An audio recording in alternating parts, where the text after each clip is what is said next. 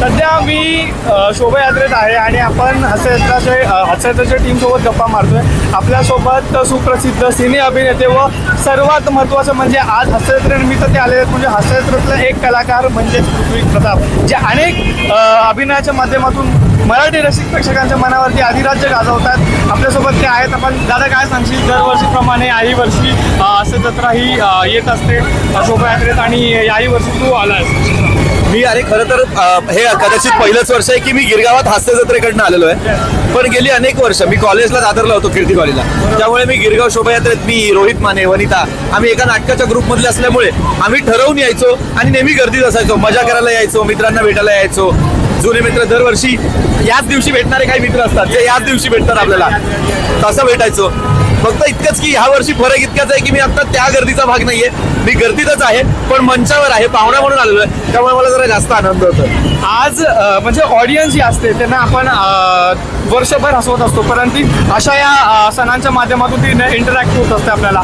आणि जो प्रेक्षकांचा प्रतिसाद आहे तर त्या प्रतिसादाबद्दल हे बघ, प्रेक्षकांचं प्रेम आहे, प्रतिसाद आहे, म्हणूनच आज आम्ही इथे आहोत.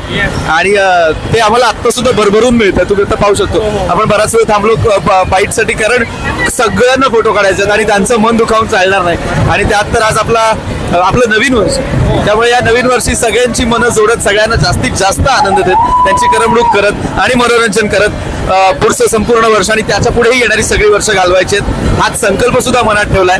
त्यामुळे प्रेक्षकांचे खरंच खूप आभार, कारण त्यांच्याशिवाय आज आम्ही काहीच नाही होत. नक्कीच. आज मराठी नूतन वर्ष आहे आणि नवीन वर्ष आपलं सुरू होत आहे. मराठी माणसाचं, प्रत्येक मराठी माणसाचं वर्षाचे सुरू होत आहे. त्या नवीन वर्षी तुझा काय संदेश असेल प्रेक्षकांना? मी प्रेक्षकांना इतकंच सांगेन की आपण बरीच वर्ष असं म्हणतो की आताची पिढी संस्कृती जपेल का की नाही जपणार. त्या सगळ्यांनी जरूर गिरगावात यावं. त्या सर्वांनी जरूर गुढीपाडव्याच्या दिवशी ज्या शोभायात्रा निघतात त्या प्रत्येक शोभायात्रेत यावं.